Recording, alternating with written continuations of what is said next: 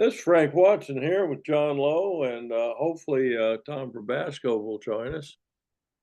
But we are rocking and rolling, a couple of older fellows who trying to make peace with modern technology and have some good conversations about just whatever comes to mind.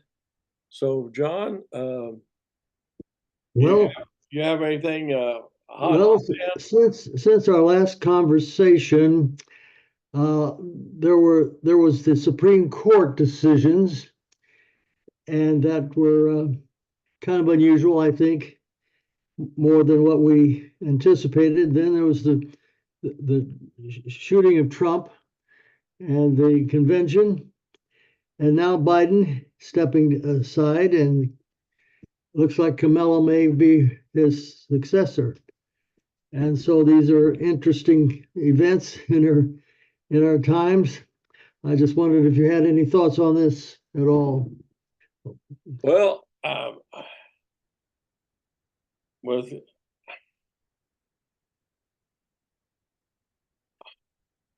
I have thoughts on them, but uh, I'm just uh, I'm just kind of amazed at I'm That's a pretty good word right there, amazed. I am amazed. There's an old Chinese curse, at least that's what it's been reported to me as, but it's represented as an old Chinese curse. May you live in interesting times. And these are interesting times because, you've got people uh, uh, that really, I mean, where is the modern George Washington? Where is the modern Abraham Lincoln? Where is where are these great leaders, and why aren't they in charge of the country? And some people seem to be very much for Mr. Trump. Some people seem to be very much for Joe Biden, although he has stepped down. And I'm sure that there are some people who are passionate about Kamala, but I don't see any of them being of the stature that is required for the times. And maybe it's just my vision. Mhm. Well, sometimes the office makes the person, and that's often been the case. Uh, so we can hope that's the case, that they will rise up to meet the challenge. I think it was a good thing that Biden stepped down or aside, however you put it, and that took some courage, I think. And I think he was bent on wanting to go ahead with it, and of course there were pressures to change. And so I think there's with with her coming on, although she may not be the one,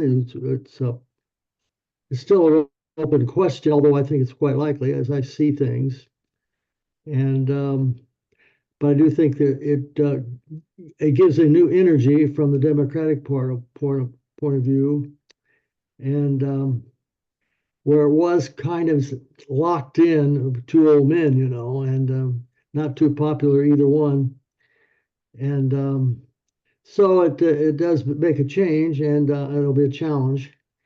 So that's as I see it, and I think it adds a new energy.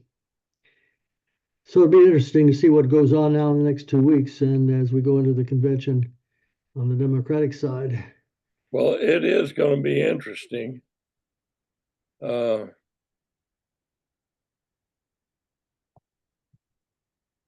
I've been thinking about the preamble to the Constitution. We hold these truths to be self-evident that all men are created equal and are endowed by the Creator to life, liberty, and its pursuit of happiness. And the point that all men are created equal, but the forefathers, being deists, um, believed in God, and but they said it was self-evident that all men are created equal. And I think that's the question we could ask: is are we all created equal, or in what way are we? I think what they said was that all are created equal in the eyes of God, wasn't it? But they said it was self-evident. Right, but it was self-evident that Right, and that's the way we look at it, that it's in the eyes of God that we are equal, but as human beings, we're not equal at all. You have people with different athletic abilities, quite different. Olympics are coming up, and there are those who surpass others, and to be there, good night, quite superior to athletic people that are quite different from other people. Then you have IQ, and then you got personality, and you have looks and achievement. So a lot of ways, on a purely secular point of view, that we're not equal, and but in the eyes of God, we are equal. So that I think this, well, there are the achievers and there are those who are, or do not achieve, and I think I would like to look to Plato, go back to Plato, and the Republic is the document of government, and he taught that the people who really should govern the world, govern the state, I should say, probably, would be intellectuals, like the philosophers, the intellectuals. After all, what do the mobs know? How can they govern themselves? The mobs. And so that didn't really carry, though, did it? And where did the leaders of government really emerge historically? Wasn't it the military, the power, the emperor, the generals, the Caesars, and all the others? Great Alexander the Great and Caesars, and they won the empires, military men, power forces, and this was the case. And they even deified them, deified the emperor, godlike. And when the Christianity came along, then they, of course, would not accept that deity of the emperor, and therefore they were persecuted. However, Constantine came along and accepted Christianity, and then there was a mutual complementary working out of things. That the emperor would be the force for secular government laws and so forth, and the church, though, this would be about 325 when the merging of church and state came about. But the church then would be the leaders in the area of spirituality and morality. And this then carried forth. Then, of course, with the fall of the Roman Empire, in the West, this was dissipated, and then, of course, it did continue in a way in the Byzantine part of the empire. And then, when there was a rediscovery of the empire under the Holy Roman Empire under first of all, with the what's his name? I can't think of his name. I have a problem memory. But anyway, in the 11th, 12th centuries, there was the medieval synthesis of the Holy Roman Emperor, was Voltaire said was not holy, or it was not an empire, and it was not holy. However, the church and state did sort of mesh together in sort of what they call the medieval synthesis. And then from that came eventually the feudal society, where you have the prelate, and then you had the emperor, then you had the bishops, and then the lords, and then you had the serfs, which you well know that. And there, and then this has been carried on then, like in the Church of England today, or in England, Britain, you have the House of Lords, and you have the House of Commons, and of course you have the monarchy. And it continues sort of as a tradition. And of course, the House of Commons has all the power, and the House of Lords has some rational input and can delay a lot of actions on through the House of Commons and so forth. But the real power would end up with the House of Commons and so forth. There is that kind of setup, and it works to some degree with success, I would say, in Britain. But then we could ask ourselves, what's the case in America? Do we have sort of an unwritten House of Lords? That would be the Senate. Pardon? That would be the Senate. Well, they wouldn't be the Lords, though, would they? Well, they would. In a sense, in division, as far as numbers, as far as locale, but where's the lordship as far as the elites? Now, in a sense, you're right. In a sense, you're right. But who are the elites who really, who occupy most of the important offices of, say, cabinet, ambassadorship, civil service of one level, the highest level? And they have their children, and they continue on, and sort of an elite group. Wouldn't it be the Ivy League?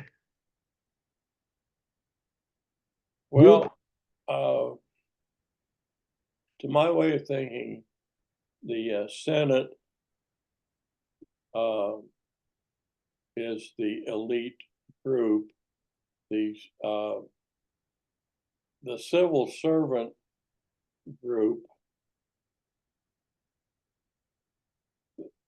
it's like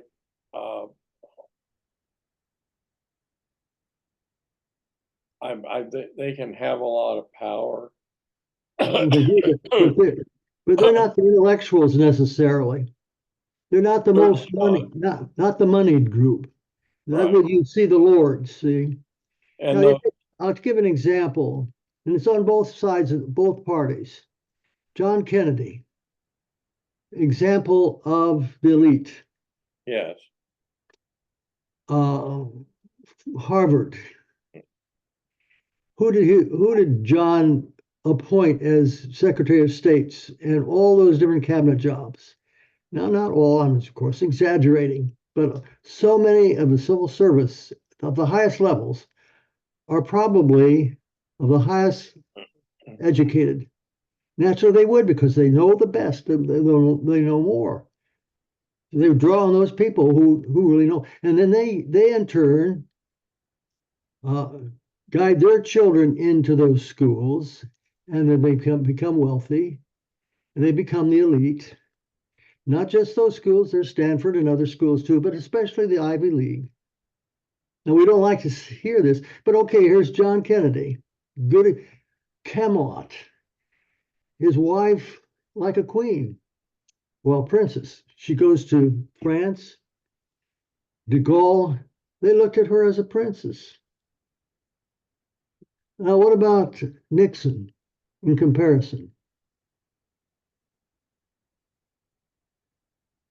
He was always had an inferior feeling toward Kennedy.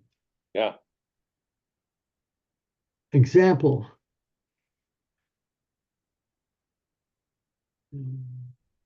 So this is an area that, now this goes back to Plato again, you see. And then we ask, why are so, if they're the achievers and those, and the ones that make the money, that have the intellects and reproduce on this level, and they, of course, are a lot of times kingmakers, and they have a lot of money. This is something we need to look at. Goes back to Plato, in a sense. And there's always a struggle between the military and so forth and so on. But these people, and of course you needed checks and balances and all that sort of thing. But a lot of the kingmakers and a lot of the intellects are of this almost unwritten nobility. And they will, of course, influence the Senate. They will influence the House and the House, the Supreme Court. And now Vance, he now has been accepted by Trump because he's a graduate of Yale. Big deal. Although he's a hillbilly guy, he claims, but he graduated from Yale. Feathered his cap. Well, now, what about those who are not achievers? Working class, down below. They're interested in the economy. The populace, they're the economy. Well, that's why Trump has such a great following among a lot of ordinary people, because it's the economy, brother, you know, as Jim Carville says. Now, this is something I've just come to see and understand, and I'm just sharing that with you. But I think there's more to this than we realize. And maybe something that I might suggest to you to think about. Well, I think that one thing that you and I are both of the lower. If I was just a working man, I'd be thinking about the economy pretty much too. Those who are not the elite, you might say, they don't know much about the Constitution. You and I are educated, but good night. I didn't understand the Constitution until a couple, 2 or 3 months ago as a liberal document, historically liberal document, right. backed up by deists. I did know that, but and so if we were the ordinary working man, we wouldn't understand about the Constitution. And what are a lot of people interested? Are they really interested in the Constitution today? You know, who cares? And what says the word? Oh, rah, rah, rah, Uncle Sam, Yankee Doodle Dandy. Yeah, they didn't understand the Constitution. And it's in a sense, this has been a good thing to alert us to just what we do believe as Americans and what our heritage is. Yeah, to some extent, I'm not sure that how much the country believes in anything. Well, they're not very well educated, but then a lot of educated people, so-called educated people, well, what does it mean to be educated? Well, someone who has an open mind, who listens to this side and that side, and is able to see the good in both sides of this, that, and the other without being just a tribalist. just follow the tribe. And we have so much of that today. Which tribe? Well, and I think it's something that we might do better to acknowledge the importance of tribes and the thing that I think that one of the things I think we're dealing with is the loss of the importance of family within within working class and uh, uh, professional class people. I think I think the breakdown of the extended family has weakened those classes of people tremendously because they may have personal power, but they don't have tribal power because they don't have a tribe. They don't have any votes in backup. But you don't want to follow anything because it's of being just part of a tribe. A I'm not tribe is no, you misunderstand, John. okay, okay. The thing is, if if you had if you had a strong system of families, you would have a, a a combination of voting blocks, and you would have a combination of self-correction within and negotiation within the tribe. Uh, and I think that you would have them because of that. You might have a more stable political system, uh, and the leaders of the tribe would be better educated. They would have more power within that extended family. The older ones or the wealthier ones, but it would make them. I keep having a problem with that word tribe Yes. because that's emotional and not I don't like to use the word intellectual either, but not thinking.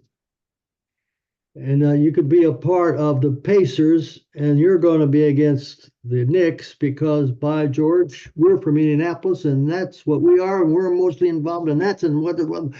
And therefore, I'm a Republican because I'm listening, and I'm part of that.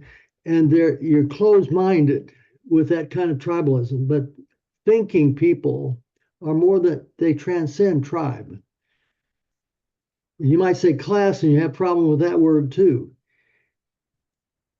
But so I just think we have to be real careful what words we use. Well, I'm using mine advisedly. I've thought about it considerably, and Can't you find a better word than tribe then, though? no, I think tribe is the correct word, uh, and it's a thing that I'm still in the process of examining. But I think that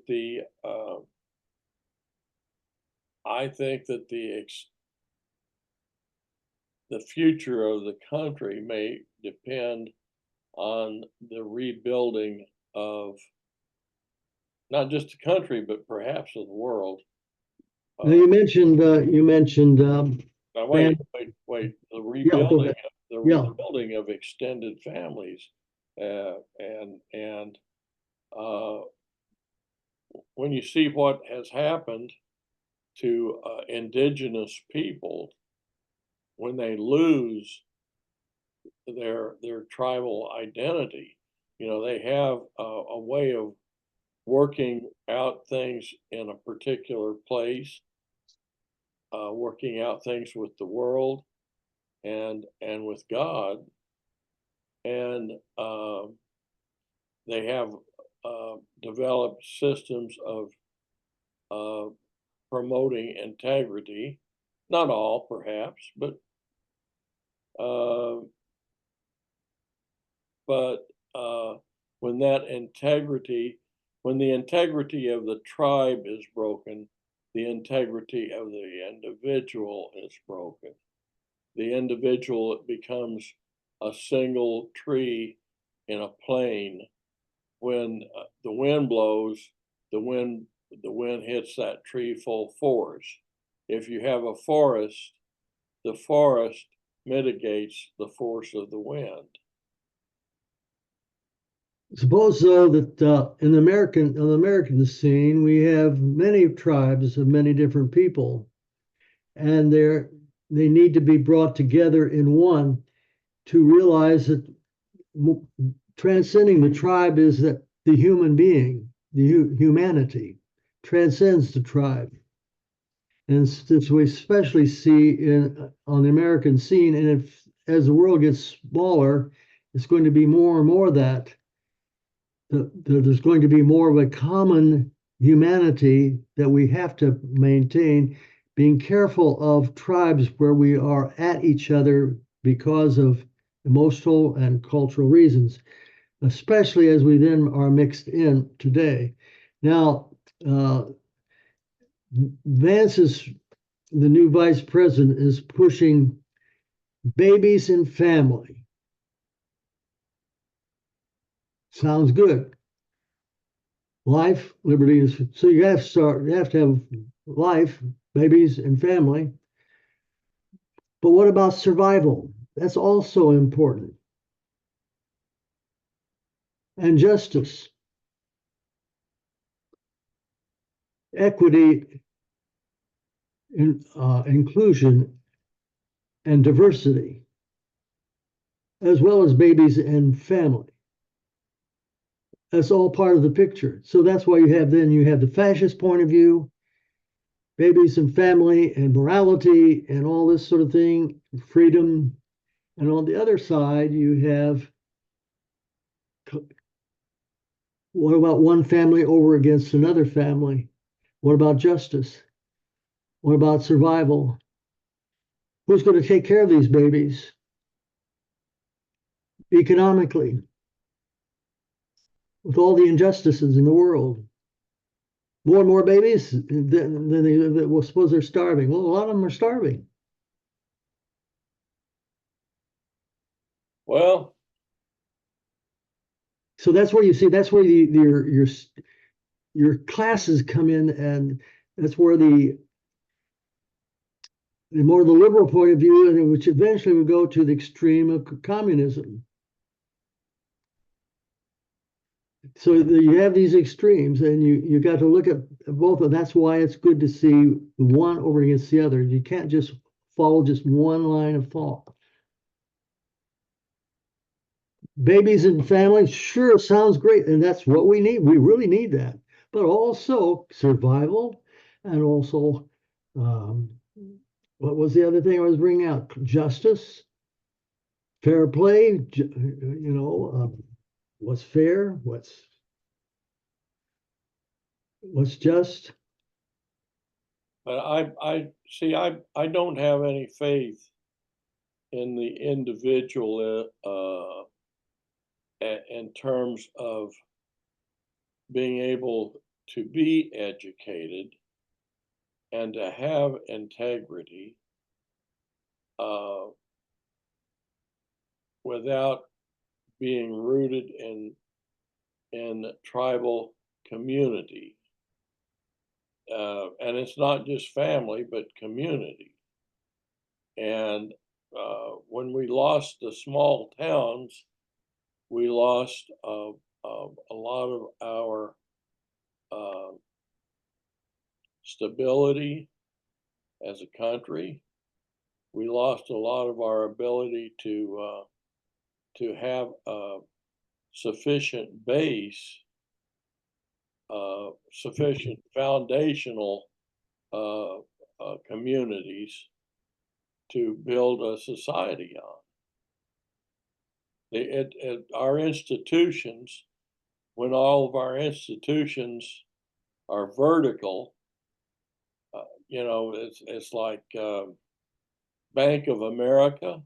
Well, what about Edinburgh State Bank, or what about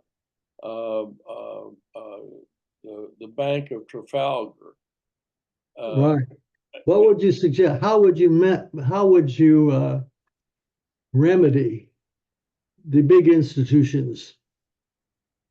How would you remedy that? And it not only is just business wise, but also politically. I mean, there is a principle that philosopher Montague had brought out. Locke wanted to go.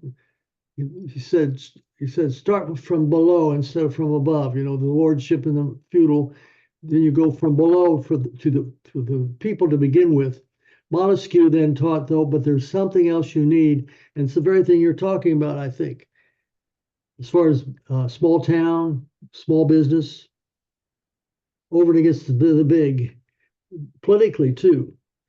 What would that be? I don't know. The great economic failure that drives a lot of this is capitalism, and it's not. I think it's What would check capitalism? You see, that's the abuse. What would be a check on capitalism? The abuse of it. well, that's a good question. I don't have an answer. Well, I don't want to just be playing games with you. It was Montesquieu who said checks and balances, where you have sin, hubris problem, injustice,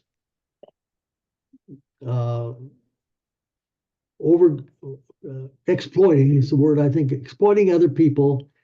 And you're going to have the achievers and the people that aren't not going to achieve so much, because it's just natural. Some people are going to have a higher IQ, they're going to have more education, more achievement, more talent, better looks, have that sort of thing. You're going to have then you're going to have the ones who are going to rise to the top, and then you have the others who are incidentally, or would you agree, the lower classes are more numerous? Would you say? I say that capitalism, the way that it is today, leads to monopoly, and monopoly, once you have Yeah. complete power, sucks all of the energy out of the customer base. And once Yeah, this is the abuse we're talking about. That's the abuse. and that Yeah, yeah. that ultimately leaves the monopoly in charge of a hollow shell, because the energy is gone. They managed to kill the goose that laid the golden egg, because It even eliminates competition, which capitalism is built on. right.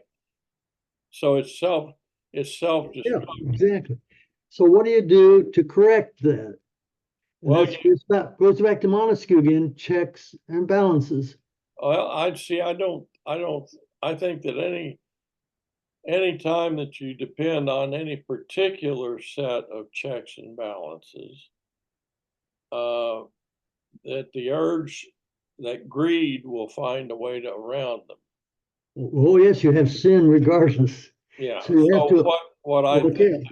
what I think is that a lot of people who are more knowledgeable and more uh, uh, able to work in larger groups, in formal groups, need to really look at the theory of capitalism and account for the market failures. And the concept of market failure is not really addressed by the people that promote capitalism. They promote capitalism to the extent that they can increase their power, and there's always a desire to increase power. Well, I'm and that That's the hubris again. See this? Well, Now but let me go this way to direction too. You're going to have more people that are the working class, and look at the Democratic popular voting in the last, say, 75 years, or even going back earlier. Have not the Democrats been more numerous? In the last 50 years, Democrats invariably have won on the popular vote much more than the Republicans. And the Republicans see this and they call it creeping socialism. Creeping socialism. And so when you have and when the lower classes get Social Security, then they get working compensation, and you get food stamps and all these benefits. They're very nice to have. Very nice to have. Well, Medicare, health, Ted Cruz says this all the time. Oh, they like this, they like these things. Therefore, this makes it for a dependent type of society, they will say. Well, it need not be that at all, but still. And then you're going to have the conservatives who are less numerous. They'll do everything they can, and they hate this creeping socialism. well, see, my thought is that the great flaw in conservatism is that it's generally socially it is blind. It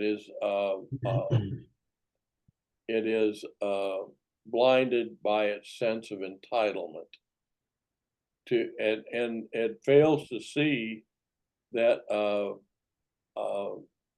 economies and governments suffer and die because everyone is so busy minding their store that they